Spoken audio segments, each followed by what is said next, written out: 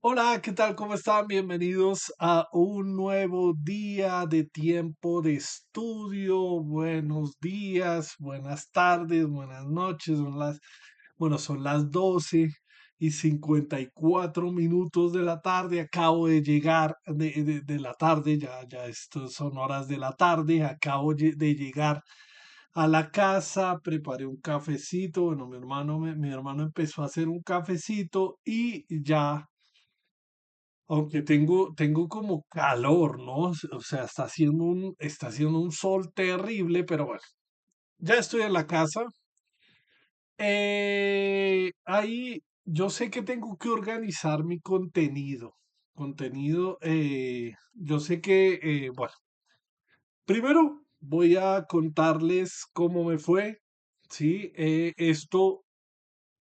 quería hacer un stream de una vida esquizofrénica específicamente para hablar de dos cosas, pero no lo voy a hacer. No lo voy a hacer ahorita. Va a quedar como parte de lo que es tiempo de estudio. Vamos a leer. Pues ustedes saben que en tiempo de estudio leemos libros. Estamos leyendo libros de etnografía y estamos leyendo libros de eh, la historia de Colombia, ¿no? Pero primero voy a decir un par de cosas continuando con el video de ayer y con el video de ayer que finalmente se publicó esta mañana, eh, porque resulta que esta mañana, a ver si aparece acá entre los videos. Esta mañana no aparece entre mis recomendados, pero aquí debe estar.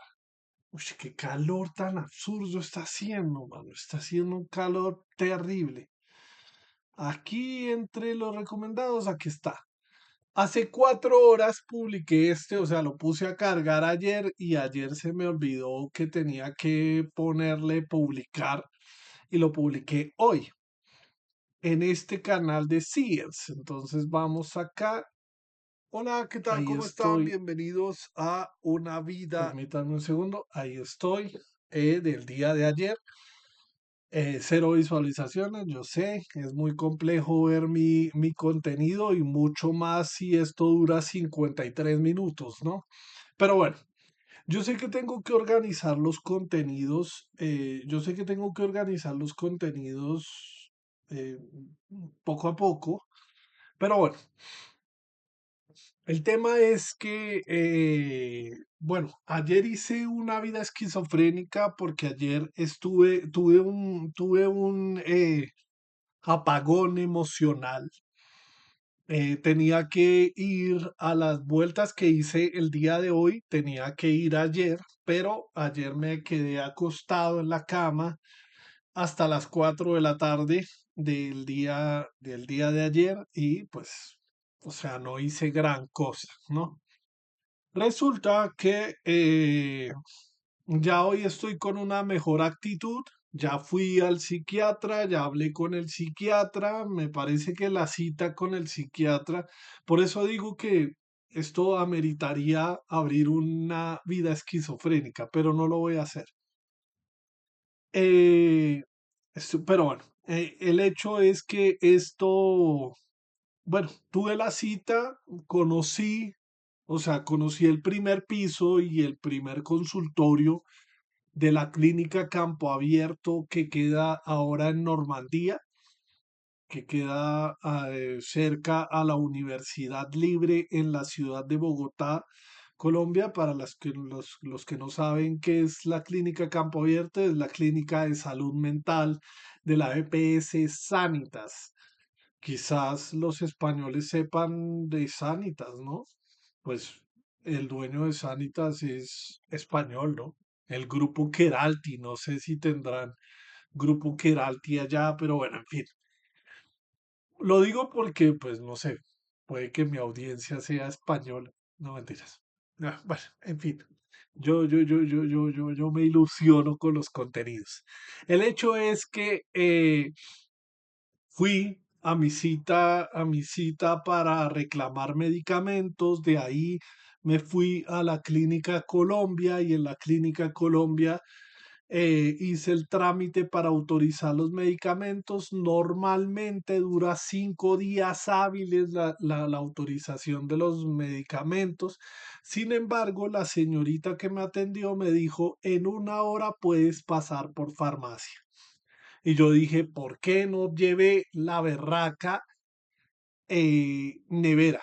Porque hay un medicamento que tiene que estar en cadena de frío, tiene que estar en refrigeración y pues yo no llevé la nevera porque pensaba que me iba a tomar 5 días hábiles que me autorizaran el procedimiento, pero bueno, ya mañana en las horas de la mañana iré a la clínica Colombia a reclamar el medicamento. Pero bueno, resulta que siempre es un viacrucis, siempre es un problema enorme el tema de los medicamentos. Últimamente ha sido, yo diría que a lo largo de mi experiencia de 10 años como usuario de usuario de usuario del sistema de salud, diría yo que eso más o menos el último año, ¿sí? No, no soy una persona, aquí no va a venir comentarios, aquí no van a aparecer comentarios desproticando del gobierno actual. Soy partidario de la política del gobierno actual, de que el país necesita reformas estructurales porque es muy desigual, ¿sí? El hecho de que esté presentando problemáticas con el sistema de salud actual viene de años de escuchar testimonios en los noticieros, de años de escuchar problemas de EPS, liquidación de EPS en los gobiernos anteriores. Entonces, que llegue un político actual y me diga, no, es que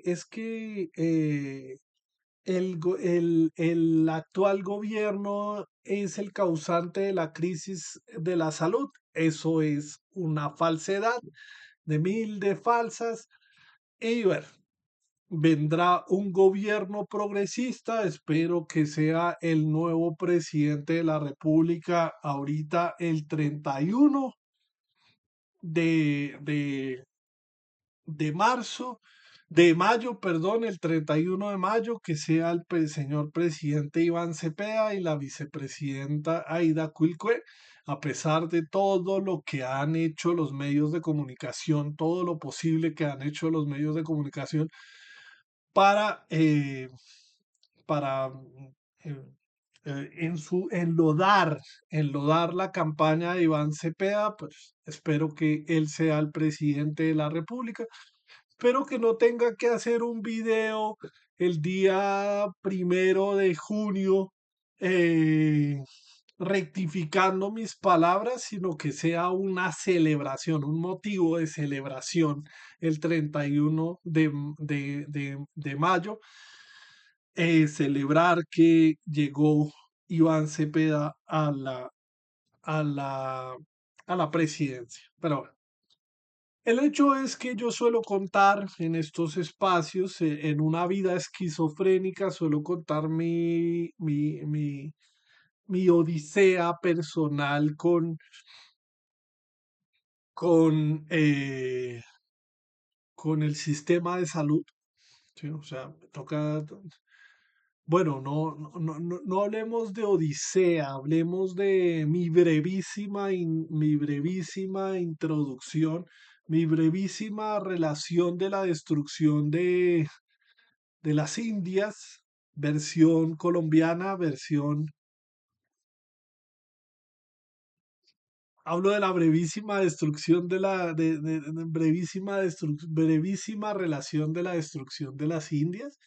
Ahora se me olvidó el nombre del libro que estoy tratando de brevísima relación de la destrucción de las Indias.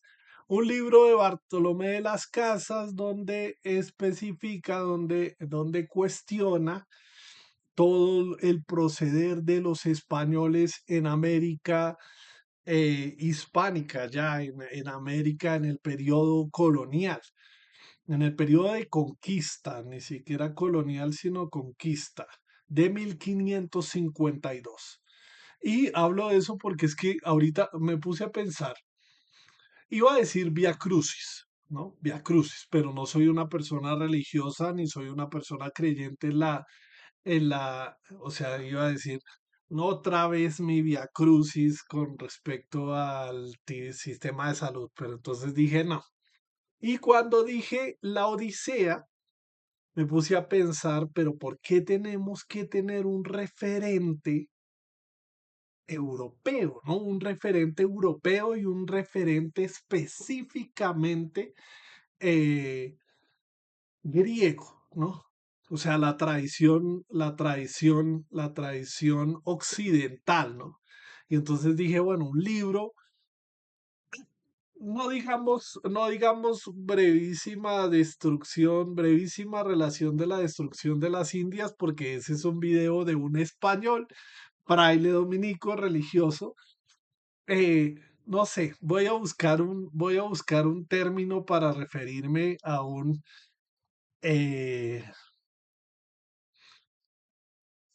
eh, pongamos primer libro escrito en América, Colombia. El Carnero, creo que debe ser. Ah, no, bueno, Gonzalo Jiménez de Quesada, epítome de la conquista de la nueva, del nuevo reino de Granada, aunque tradicionalmente se le atribuye.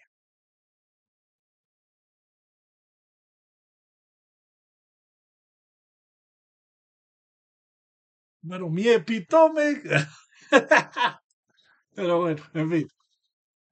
No salió. Bueno, buscaré una obra literaria que sea la primera, que sea referente, en vez de decir mi Odisea, el Via Crucis, ¿qué otras formas se dicen?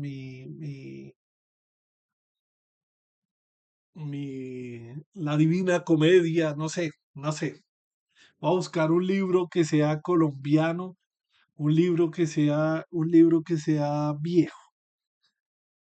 Bueno, el tema es que suelo hacer eso en diferentes espacios de este proyecto. Ustedes saben, hay un registro, Streamy Café, Operación Fénix, Una vida esquizofrénica, Tiempo de estudio, Mural de memorias. Y bueno, ustedes ya saben que hay diferentes contenidos que creo yo en este canal.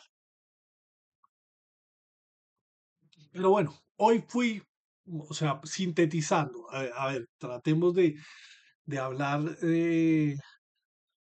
más concisamente.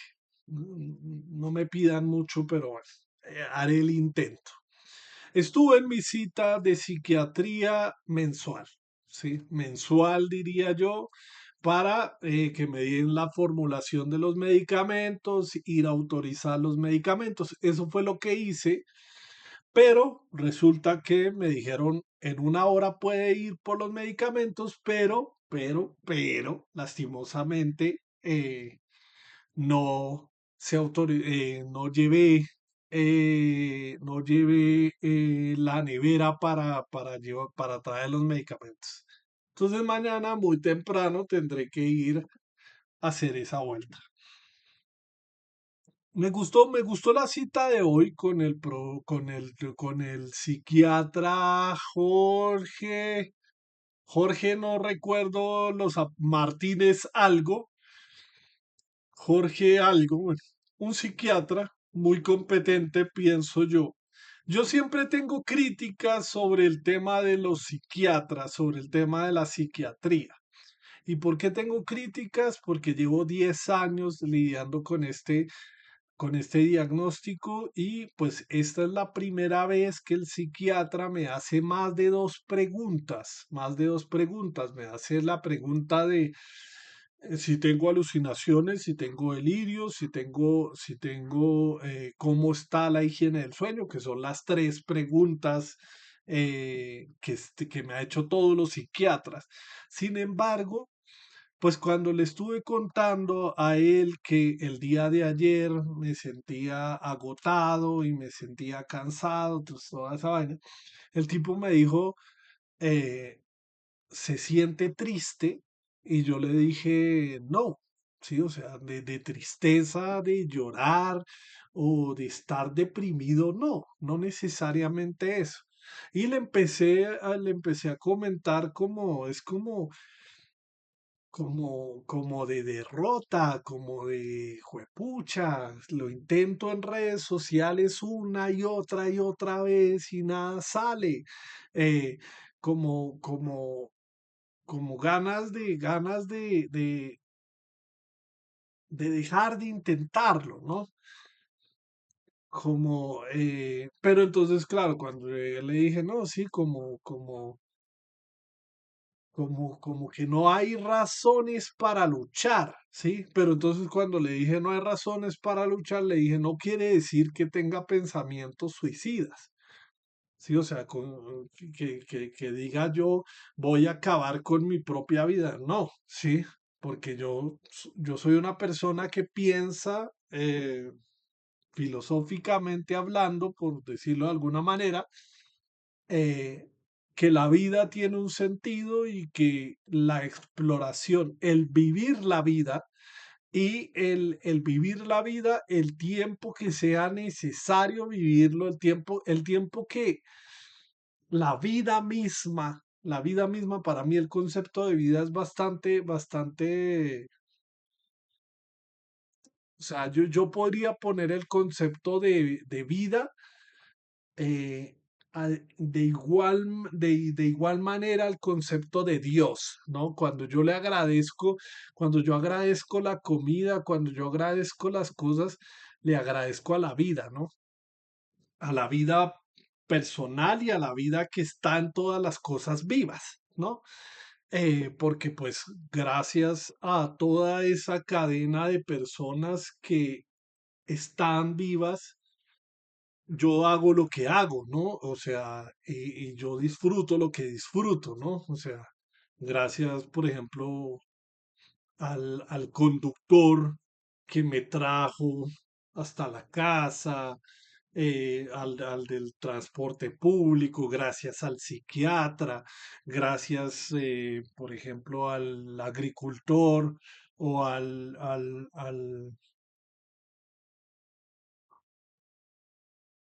¿cómo se dice a la persona que, que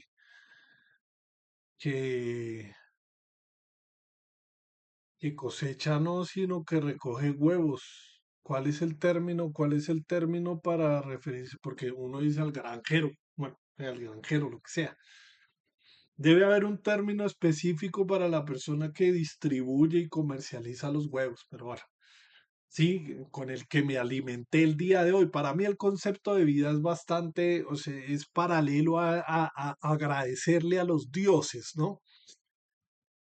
Y bueno, eh, yo pienso que uno tiene que vivir lo que tenga que vivir, ¿no? El tiempo que tenga uno de vida, que vivirlo, uno tiene que vivir. No creo que uno deba interrumpirlo. Ojo, porque aquí hay que coger este discurso con pinzas, ¿no? Porque cuando hay una enfermedad terminal o cuando hay un dolor insoportable, estoy de acuerdo con que la persona decida dar por terminada su vida. O sea, estoy de acuerdo con la eutanasia, ¿no? Sí. O sea, tampoco sufrimiento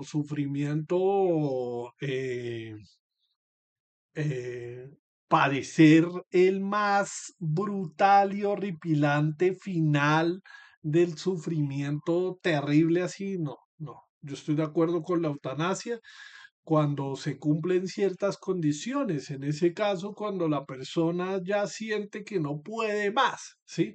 Pero ese no poder más se debe a múltiples factores, ¿no? A múltiples factores. Pero bueno, no vamos a entrar en detalles de eso. El hecho es que le dije al doctor como no es que, o sea, no es que quiera dejar de luchar, sino como que no tengo como ganas de nada, sí, o sea, y entonces pues le empecé a contar, yo creo contenido en redes sociales, mi contenido es así, asá, bla, bla, bla. Empecé como a contarle diferentes cosas y el tipo decía, bueno, pues sí, o sea, porque también le dije, yo hago un seguimiento de mi proceso terapéutico de manera privada y de manera pública, ahora lo puse de manera pública el tema el tema, de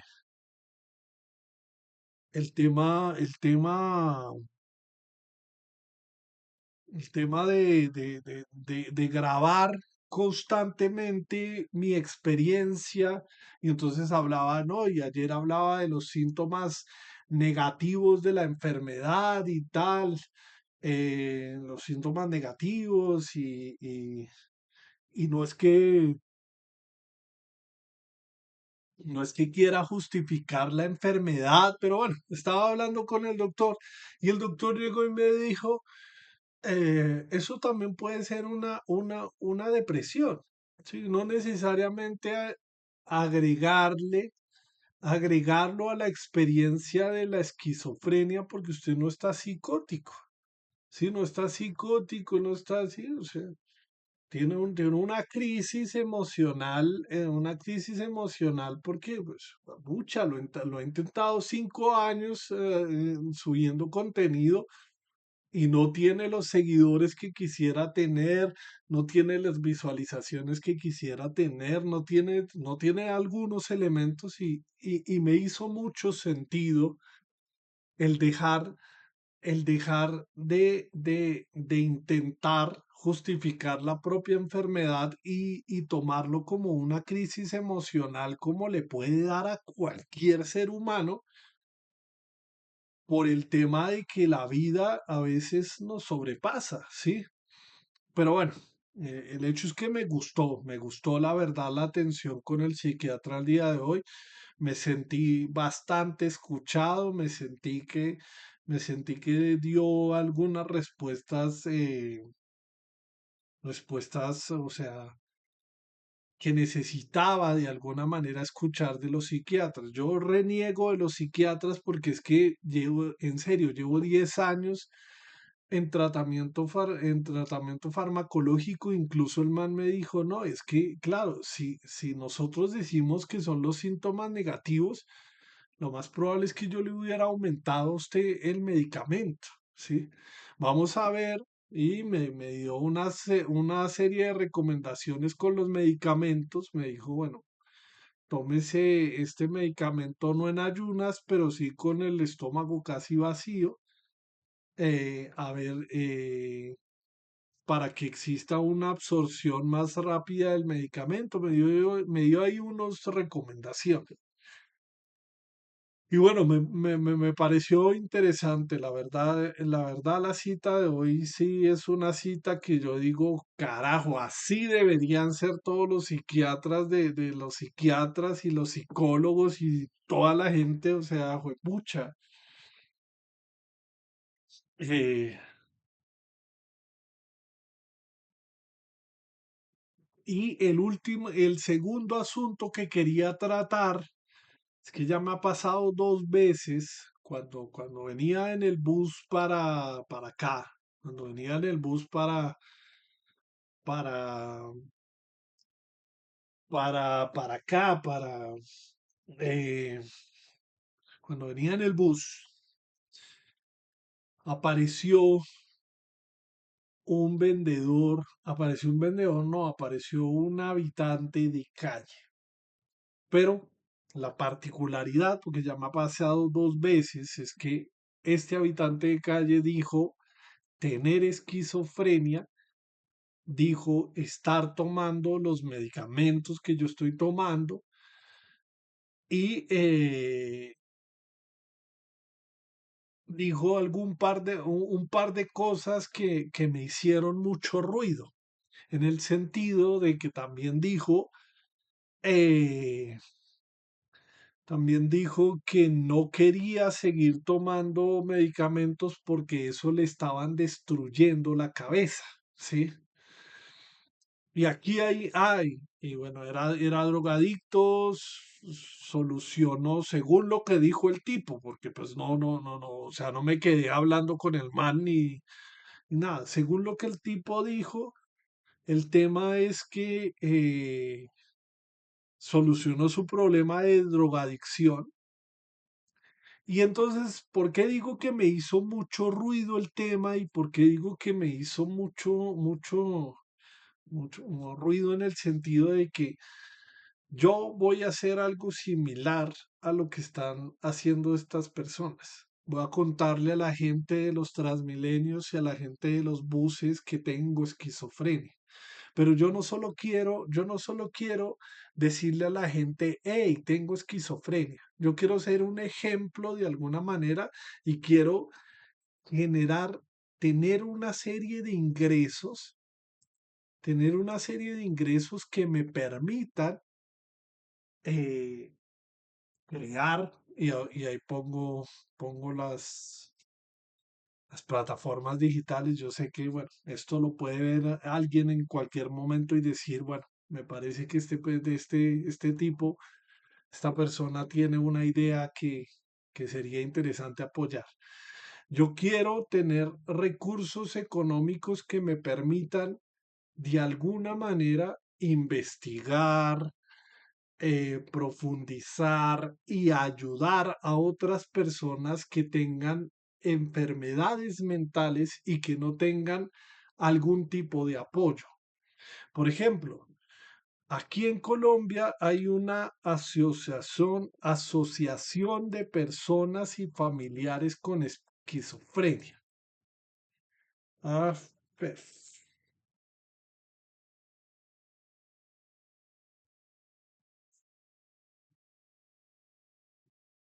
Asociación, Asociación de personas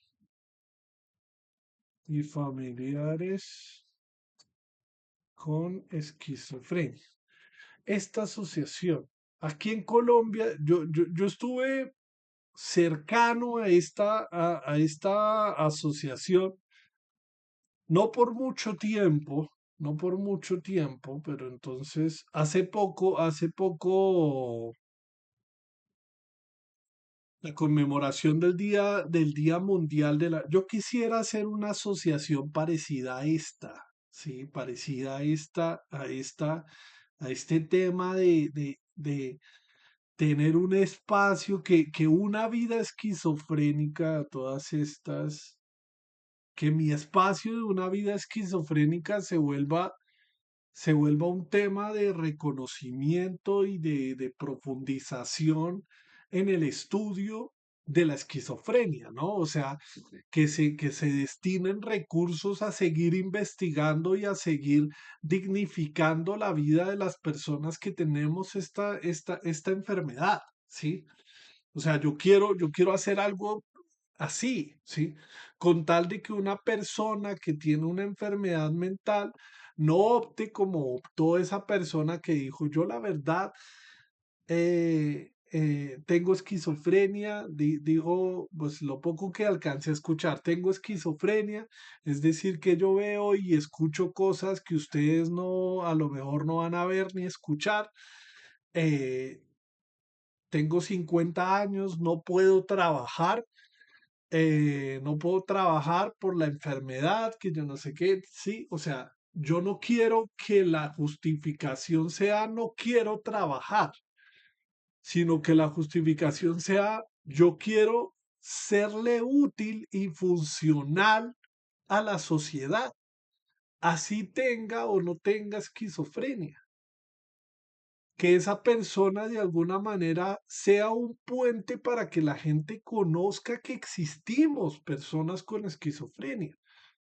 Y no solo que existimos personas con esquizofrenia, sino que tenemos proyectos de vida. A mí me gustaría también apoyar proyectos de vida de personas que, pese a la enfermedad, siguen teniendo un proyecto de vida y un proyecto de vida que puedan de alguna manera desarrollar.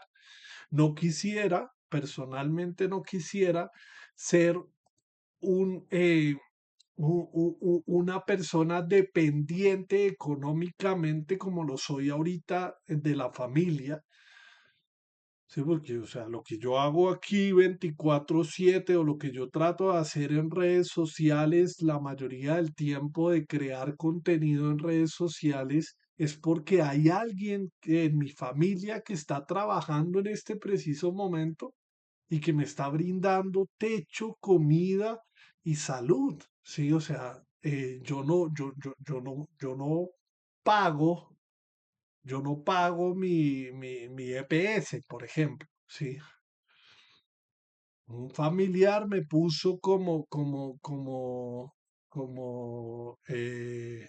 beneficiario de su sistema de salud, paga un dinero adicional por mi plan de salud y gracias a ello yo tengo plan de salud, ¿sí? Pero entonces, claro, ¿por qué me hizo tanto ruido el tema? Porque el tipo llegó y dijo, no, es que esos medicamentos me estaban desbaratando la cabeza, ¿sí? Yo, la verdad, agradezco de alguna manera el hecho de tener una buena adherencia al tratamiento farmacológico, porque entiendo que los fármacos permiten que yo no presente síntomas positivos y síntomas positivos de la enfermedad, ¿sí? Y que tenga una vida más o menos normal. No puedo decir completamente normal porque yo actualmente no estoy laborando, no estoy trabajando. O sea, sí estoy trabajando, pero no tengo una remuneración por el trabajo que realizo 24/7. No tengo un dinero por el trabajo que realizo 24/7. Que claro, me gustaría en algún momento recibir ese dinero, ¿sí? Para poder pagar la salud por mi propia cuenta, para poder tener independencia económica. Pero también entiendo que no solo se debe al tema de la enfermedad, sino también al tema de la sociedad en la que vivimos. Yo soy un hombre de 40 años. Este año cumplo 40 años, ¿sí? Que vive con su madre y con un hermano. Mi hermano no tiene el trabajo con la remuneración adecuada para tener un lugar digno donde vivir, él por su propia cuenta. Nos apoyamos de alguna manera, tres adultos nos apoyamos de alguna manera en el ingreso del adulto mayor, en este caso mi madre, ¿sí? Para poder vivir en un lugar adecuado, en un lugar bonito, en un lugar bueno, en un buen barrio, ¿sí? Pero el tema es que el adulto mayor deja de trabajar y tres personas se ven en crisis económica completamente. Entonces, esto no es simplemente un tema de discapacidad o incapacidad de hacer cosas o discapacidad, como se le quiera decir, sino que es un tema económico también. ¿Cómo es posible que el adulto mayor siga siendo el soporte económico de otros dos adultos? Y que no haya las condiciones laborales suficientes, no haya las condiciones laborales suficientes para que estos dos adultos tengan la independencia económica que deberían tener por ser funcionales en la sociedad, ¿sí?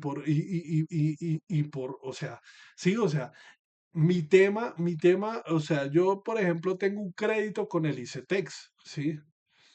Y he venido aplazándolo y aplazándolo y refinanciando y refinanciando, refinanciando la deuda. Yo quiero pagar esa deuda, ¿sí? Porque claro, a mí se me brindó la educación que necesitaba y yo quisiera en serio pagarla, ¿sí? Porque bueno, obviamente quisiera que existiera un mejor sistema diferente al endeudamiento, en el endeudamiento económico para poder acceder a la educación. Pensaría que debería ser un sistema completamente diferente que lo vincule a uno de alguna manera con la responsabilidad social que tiene por ser colombiano y que tiene de alguna manera con los que vienen. ¿A qué me refiero con esto? Sí, o sea, eh, debemos generar en las nuevas generaciones de colombianos la idea de que usted no se está educando para trabajar ni para volverse millonario o ni para ser el mejor científico que figure, científico, científica, lo que sea. eh, debemos dejar de pensar que la educación es un negocio, primero, ¿sí? Y segundo, empezar a pensar que las personas tenemos una corresponsabilidad con el otro de tratar de ayudar y de mejorar la condición de vida del otro, ¿sí? Porque de esa manera yo ayudo para que otros en el momento en el que yo falte o que yo no pueda, me ayuden de alguna manera. Sí, hay que empezar como a inculcar, yo creería, como el tema de la solidaridad con los otros, ¿sí? Dejar de justificar tanto de, no, sí, está pidiendo monedas en la calle, por algo será, ¿no? Para drogarse, para tal cosas, ¿no? Sí, y empezar a pensar que esa persona necesita de alguna manera ayuda y debería tener acceso a todas las instituciones posibles que le brinden en el caso de que falte la familia, ¿sí? Que le brinden la estadía, la alimentación, ¿sí? Y no es porque se le esté dando las cosas a la gente gratis, sino porque yo le estoy dando las cosas suficientes, o sea, yo le estoy dando todas las herramientas a usted para que usted ponga todo su conocimiento en favor de la misma sociedad en la que habita, ¿sí? La misma sociedad en la que habita. No es cuánto voy a sacar yo de ganancia de este negociazo, ¿sí? No, ¿sí? Es poner todo a funcionar con respecto a los otros. ¿Cuál es mi tema con cuál es mi tema con el problema de la esquizofrenia? ¿Sí? Yo quiero que una persona que de alguna manera siente que está perdiendo el control de su propia mente tenga las herramientas disponibles y diga, puedo ir a tal lugar porque ahí me van a atender, porque ahí voy a tener tratamiento farmacológico, porque ahí voy a tener esto, porque ahí voy a tener lugar, estadía, voy a tener garantizados mis derechos, no para que yo me vuelva un parásito del sistema, sino para que yo ponga también mis capacidades, mis conocimientos a disposición de otros que ahorita están naciendo y que pueden llegar a tener una enfermedad mental en algún momento, ¿sí? Yo necesito, o sea, porque claro, este tipo llegó y dijo, no, y yo la verdad, pues estoy acostumbrado a la calle y yo la verdad no quiero tomar los medicamentos. ¿Quién sabe qué estará pensando esta persona que le hacen los medicamentos antipsicóticos? Los tiene claros, porque decía, no, tengo que tomar este y aquel y tal medicamento, ¿sí? Eh, sí, o sea, pero entonces, ¿cómo hacer para que esa persona se vuelva nuevamente funcional en el sistema? ¿Sí? Y no que genere desinformación a la gente. ¿Qué pasa si una persona dice, no, pues yo también tengo esquizofrenia y no, pues sí, no debería tomarme los medicamentos? Y al no tomarse los medicamentos, presenta una crisis psicótica y al presentar una crisis psicótica depende de una manera más urgente de atención médica y termina en una hospitalización de un pocotón de días y en esos días pues tiene alimentación, sí, o sea, se estabiliza la enfermedad y todo lo que se hace en la hospitalización, pero eso se habría podido evitar si esta persona tuviese psicoeducación sobre la importancia de los medicamentos y la importancia la importancia de, o sea, la psicoeducación que debería tener, ¿sí? Porque hay una razón de ser de estos medicamentos. Y claro, yo también entiendo el hecho de estar desinformado con respecto a los medicamentos. Porque cuando yo estuve en la universidad, me enseñaron de un movimiento antipsiquiatra, de unas personas que hablaban de la industria, de los fármacos y del problema de volver drogodependientes a todas las personas. Y claro, eso puede generar mucha desinformación, sobre todo porque ese movimiento antipsiquiátrico viene de una época donde los fármacos no eran lo que son hoy, ¿sí? Y sí, nadie está negando el hecho de que haya una industria ahí y del tema del negocio de los medicamentos y lo que quieran, sí. Pero los medicamentos en serio ayudan muchísimo a la gente, sí. Tenemos que dejar de estigmatizar a los medicamentos y justamente los medicamentos psiquiátricos, porque hay gente allá afuera que no la piensa dos veces para tomarse la insulina para el azúcar, que no la piensa dos veces para tomarse la aspirina para el corazón, que no la piensa dos veces, ¿sí?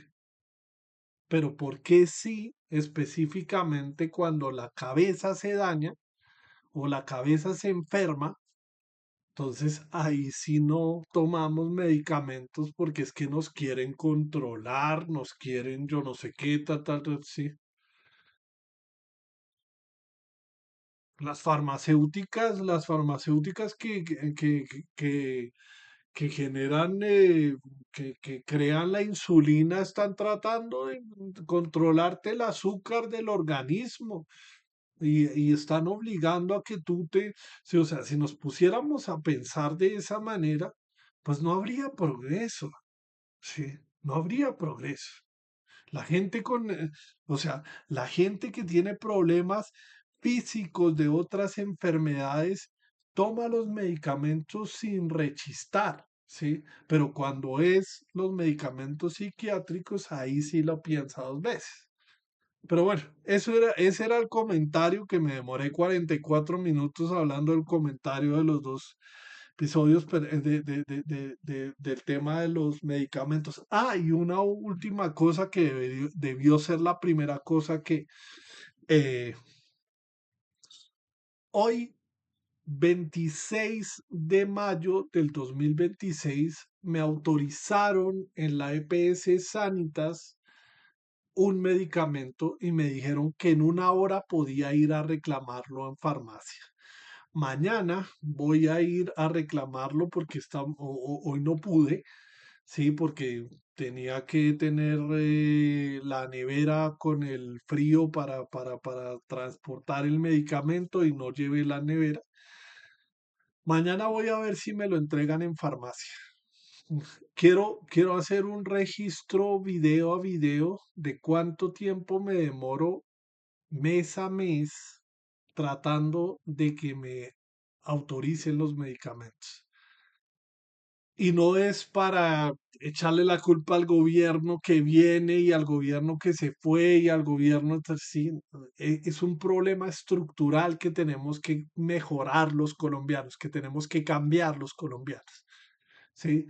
Yo soy partidario de que las personas tienen que el Congreso debería estar debatiendo reformas estructurales al sistema de salud, porque el sistema de salud que tenemos funciona, sí, funciona, pero no como debería funcionar.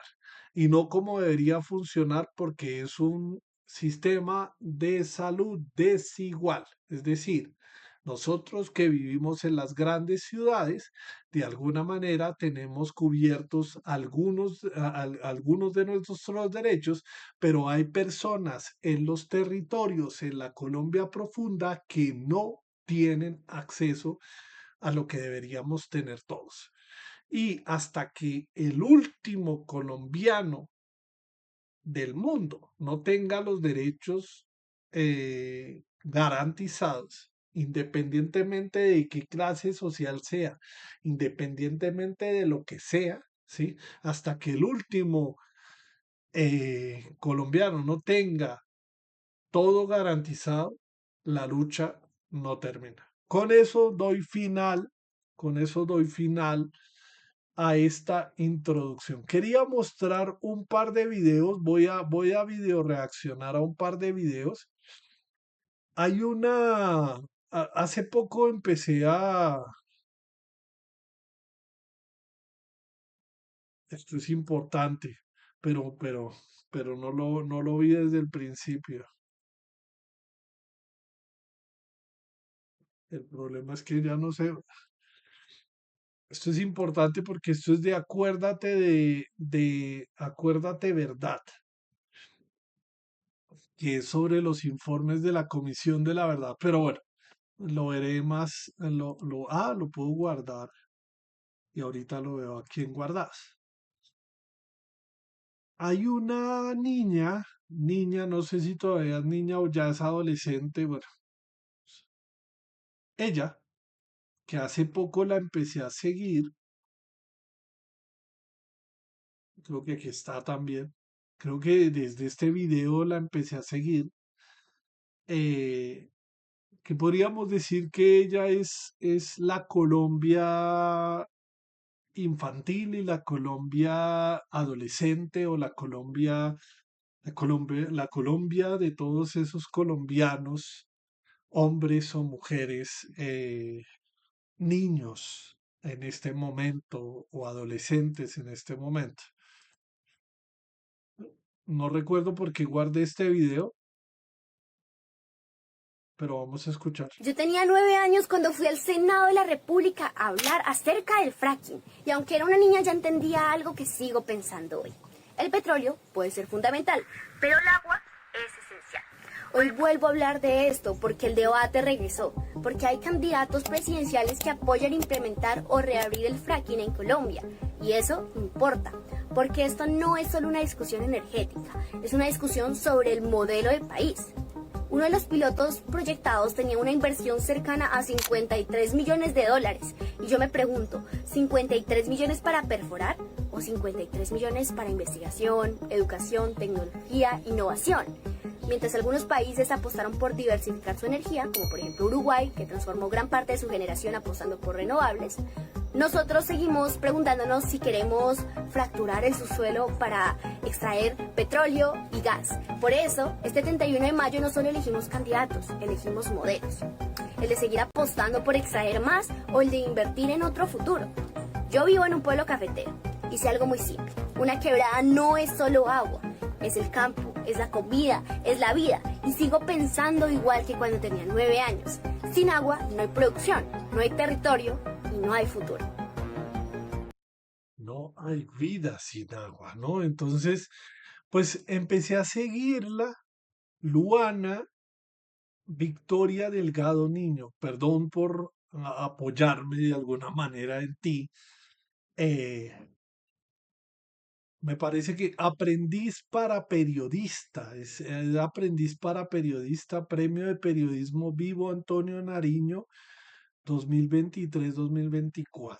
Tenía 9 años cuando empezó y empecé a seguirla por este video y por otro también que es fundamental, que es este que yo dije, tengo que hablar de ella, ¿no? Tengo que hablar de ella. Y más que tengo que hablar de ella es darle difusión a ella, primero. Y segundo, hey, esta es la niñez y esta es la juventud que necesitamos en el país.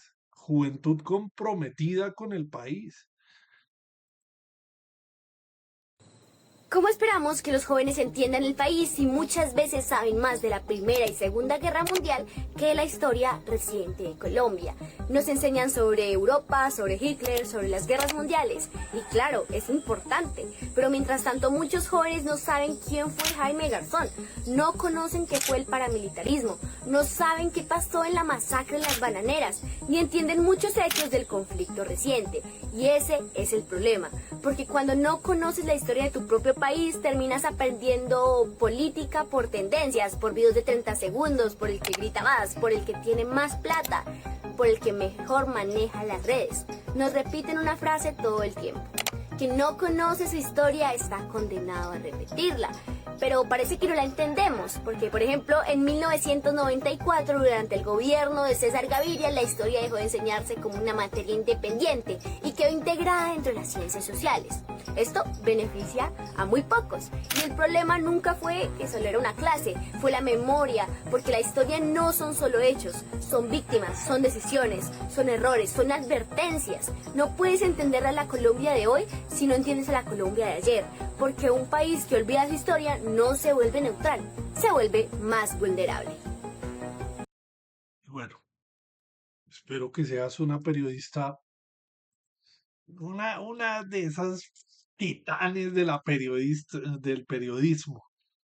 Eh, ella lo dice, o sea, no tengo más que decir, oiga, escúchenla a ella, sí, o sea, porque detrás de las palabras de ella hay, o sea, bueno, o sea, no vamos a decir que detrás de ella hay adultos, sí, no. Ella misma es una niña o mujer o adolescente, no sé cuántos años tendrá. ¡Huepucha, qué calor! Perdón. eh, eh, o sea, se ha inquietado, sí, o sea, incluso habló en el Congreso de la República, ¿sí? Y claro, esto es un tema de apoyar a la gente que en realidad quiere hacer cambios en este país. Uy, pucha, tengo un calor. Ay, descanso de 5 minutos. Voy a servirme café.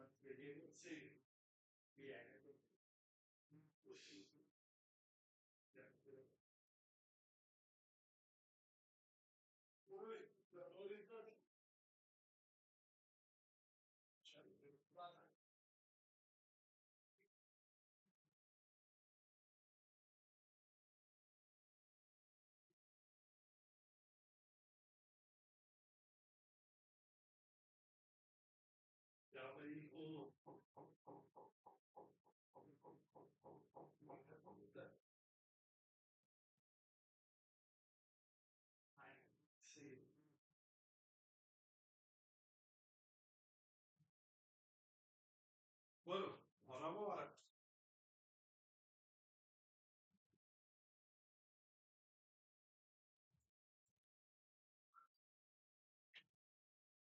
Ay, carajo.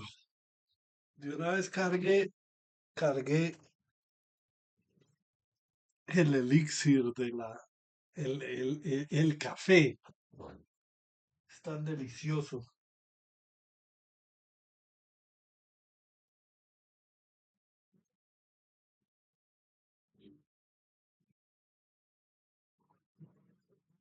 Entonces, no solo empecé a seguirla a ella, sí que, o sea, hice cosas que son muy interesantes. Y este video es genial, genial, genial, genial. Este video. No voy a decir nada al respecto. Esto cambia completamente el tema. Pero es un niño comiendo una fruta o le ponen una fruta en la boca. No sé si es un durazno, no sé qué es, pero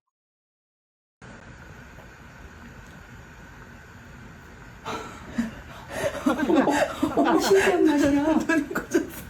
되게 신기해. 그래? 응, 침 질질 난다. 입 벌리는 거 봐.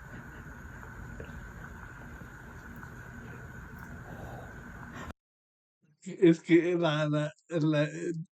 no entiendo el idioma, ¿no? Pero hay otro video que ya es viejito, donde,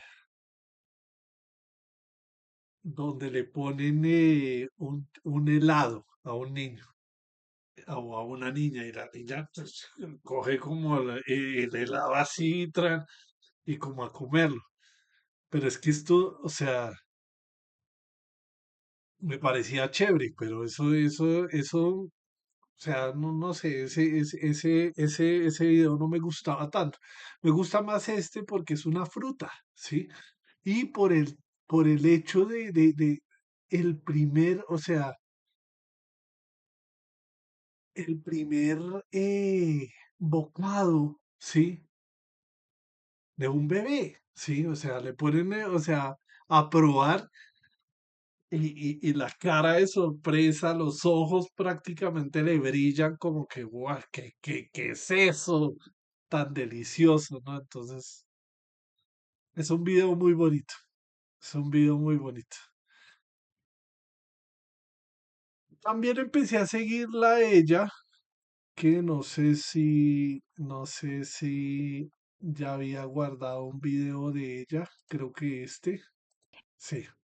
La empecé a seguir como al tiempo. Caro politóloga.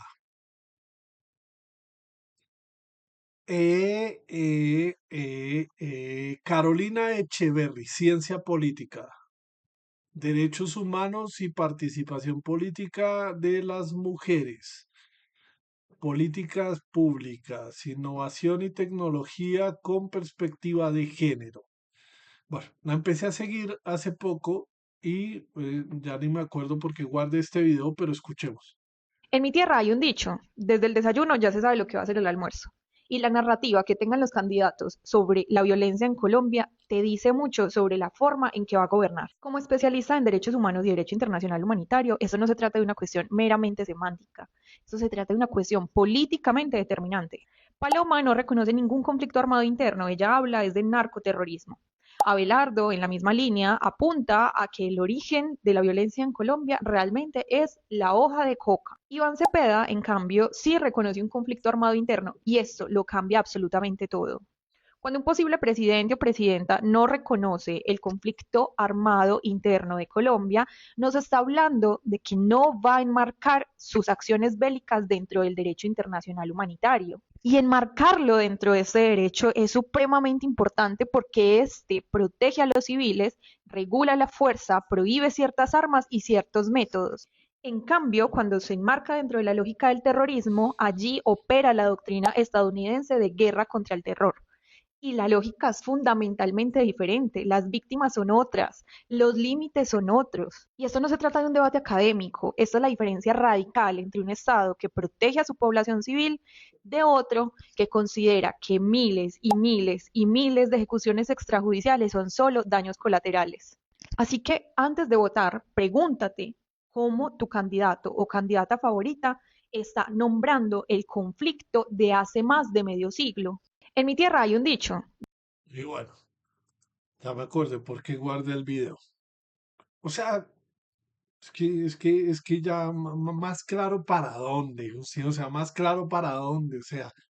Pero el tema aquí que quiero como agregar es, y volviendo a ver este video de esta niña, no sé si es una niña todavía, pero bueno, volviendo, es que bueno, en fin, de esta persona, sí, el tema de no conocer, o sea, no solo es que se sepa de historia o no se sepa de historia. El tema de no conocer, no es que perdón, no era lo que quería decir. No es que se trate de enmarcar las cosas entre si eso no es, o si existe o no existe un conflicto armado. Es saber la historia del país, ¿sí? Y saber la historia del país desde el país. ¿A qué me refiero con esto? Yo entre comillas, que Paloma Valencia sabe de historia del país. Sí, o sea, yo sé que Paloma Valencia sabe de historia del país, pero Paloma Valencia sabe la historia del país del abuelo, del papá, de la mamá, ¿sí? Que no son cualquier colombiano, son los Valencia. Y eso claramente marca de alguna manera la generación. No reconocer el conflicto armado o pensar que el conflicto armado son las drogas, pensar que el conflicto armado son los grupos, el narcotráfico, las guerrillas, ¿sí? Yo a eso lo llamo como tenerla clara, ¿no? Esa gente que dice, no, es que el problema del país es la guerrilla, yo lo llamo, uy, usted la tiene clara, ¿no? La tiene clara en el sentido de que no tiene ni puta idea de dónde está parado, ¿sí? ¿Por qué? Porque hay otro video de ella también que quiero que escuchen. Los buenos somos más, una de las frases que me parece a mí más peligrosas en el contexto social colombiano. No porque yo crea que en Colombia no exista la bondad, sino porque nos instala en una lógica maniqueísta donde básicamente contempla el conflicto armado colombiano como una cuestión de buenos contra malos. Y es que yo vine a entender el conflicto armado colombiano, la complejidad de esta hasta que llegué a la universidad. Antes de eso me contaban una historia. Hasta que llegó a la universidad, no sé cuántos años tendrá ella, pero debe ser de los 90 o de los 80, no creo que sea de los 80, yo soy de los 80 y ya tengo caras, pero, o del 2000, no sé cuántos años tendrá ella, pero bueno. De héroes contra villanos. Cuando simplificamos así una narrativa, dejamos de comprender la profundidad del asunto y entonces no lo podemos cambiar. Mucha gente que entró a un grupo armado venía de territorios que el Estado abandonó. Estas organizaciones le dieron comida. ¿El Estado abandonó o nunca estuvo presente el Estado? Porque es que se piensa que el Estado abandonó y no. Es que hay lugares del territorio donde nunca llegó el Estado, nunca, nunca. Comida, seguridad, incluso educación. Estructura, algo en lo que creer, algo con lo que identificarse. Con esto no estoy justificando nada de lo que hayan hecho, pero si no comprendemos el contexto material en que esa persona tomó la decisión de pertenecer a estos grupos, entonces estamos simplemente jugando a tener la razón y no a construir una verdadera paz para el país. Baudelaire hace más de un siglo dijo: soy la víctima y el verdugo, y esto, en el contexto del conflicto armado colombiano, es literal. Hay personas que son víctimas y victimarias al mismo tiempo, en el mismo cuerpo, y esto incomoda porque no encaja en esa idea de los buenos y los malos. Y a veces a quienes etiquetamos como colombianos de bien, usualmente son los que votan o pagan para que la guerra continúe con hijos ajenos. Comprender el conflicto armado desde su origen, su complejidad, qué es lo que lo mantiene, qué es lo que lo sustenta, no es justificarlo, tampoco es debilidad. Y con eso no quiero decir que la paz total sea la única vía, porque pienso que en este momento hemos tenido varias evidencias que nos demuestran que hay grupos armados que no quieren simplemente negociar. Sin embargo, no comprender esto nos llevaría a no poder transformar el contexto social colombiano que está nutriendo este conflicto. Los buenos somos. Y bueno, este tema de ¿por qué me gusta, o sea, por qué me gusta tanto estos videos que acabo de mostrar? Porque son colombianos que han entendido que primero tenemos que llevar nuevamente, yo sé que desde el 2017 se instauró la cátedra de Historia de Colombia en los colegios, pero hay que volver nuevamente a la historia del país desde el principio, desde el principio. Porque si uno trata de entender el conflicto armado como, no, es que nosotros somos los buenos, los ciudadanos, y las guerrillas son las malas, ¿sí? Entonces, como ella dice, o sea, no solo una persona que ingresa a los grupos armados está permeado por las estructuras armadas ilegales, ¿sí? No solo ese colombiano se benefició del ingreso de esa persona a ese grupo armado, la sociedad también. Es que es curioso cuando un candidato a la presidencia dice, y conmigo vuelven los bombardeos, porque claro, vuelven los bombardeos primero porque no es a usted a quien lo están bombardeando. Segundo, porque no entiende cuál es la dinámica del conflicto armado en los territorios donde históricamente hay presencia de grupos armados ilegales, ¿sí? Ellos tienen una historia de vida con esos grupos armados. ¿Por qué? Porque digo yo que tengo que leer los informes de la Comisión de la Verdad? Por el hecho de que los informes de la Comisión de la Verdad te cuentan la historia de cómo llegaron esas problemáticas, y problemáticas me refiero a todos los actores sociales involucrados en el conflicto, al territorio.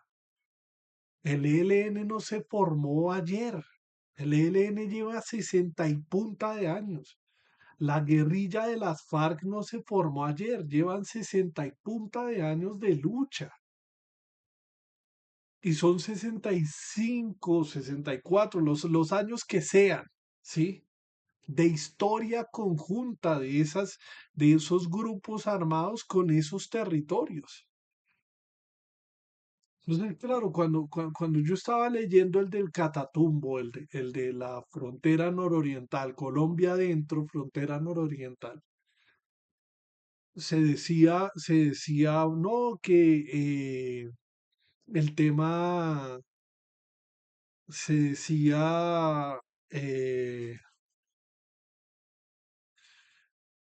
se decía que el ELN llegó al territorio, empezó a proteger a los campesinos, empezó a ayudar a los campesinos eh, creó la escuela, ¿sí?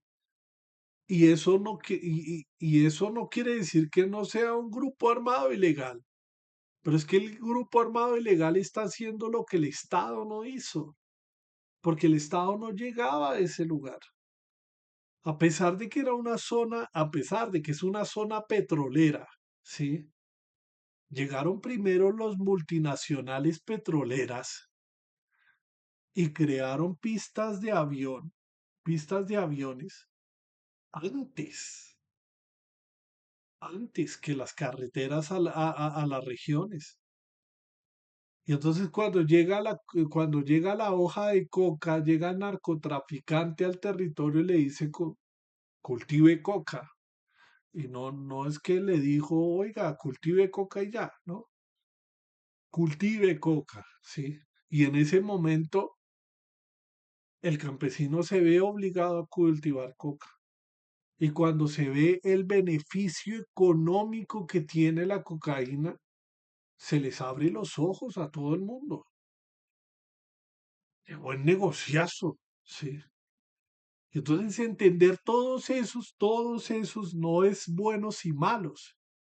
Es que hay estos actores sociales que están influenciados por estos, que están en contacto con estos, que están en un territorio en disputa de esto, ¿sí? Es entender globalmente el conflicto armado. Pero bueno, se, me voy a terminar aquí esto. Tengo que cocinar y bueno. Sé que dije que tiempo de estudio era para leer y toda esa vaina y finalmente no leí toda esa vaina, pero tengo que cocinar y tengo que hacer otras cosas. No sé si vaya a salir a tomarme la fotografía de mayo, de la segunda fotografía de mayo o si me la tome mañana. La última fotografía de mayo va a ser el botico, con el botico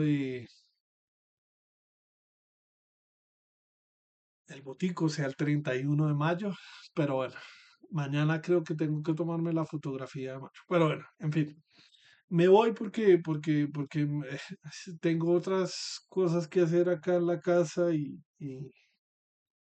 bueno, quería mostrarles esos videos. No se olviden de seguir a, si usted vio algo, espero que haya sido el fragmento donde reconozco el trabajo y la labor de esta politóloga Caro.politóloga, eh, Carolina Echeverry, ciencia política, no sé cuántos años tendrá, no le pongo más de 30 años, eh, pero bueno,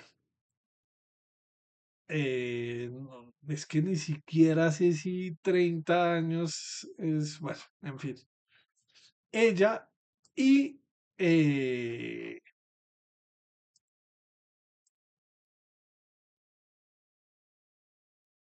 Luana Victoria Delgado Niño, Luana Mediática.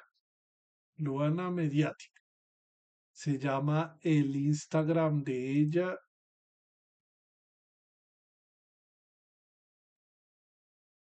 Y bueno, también esta aprendiz de periodista necesita todo nuestro apoyo y nuestro... Ah, mire, tiene canal de YouTube incluso. Pero bueno, ellas dos son personas que deberían tener usted en consideración porque hacen un ejercicio bastante importante y es hablar de temas de política. La política es importante. No hay que dejarle la política a los políticos. Todos somos sujetos políticos. Pero bueno, muchísimas gracias. Nos vemos mañana. Mañana tipo 7, 8, 8:30, 9 de la mañana, porque mañana tengo que ir a reclamar medicamentos y nos vemos. Nos vemos pronto.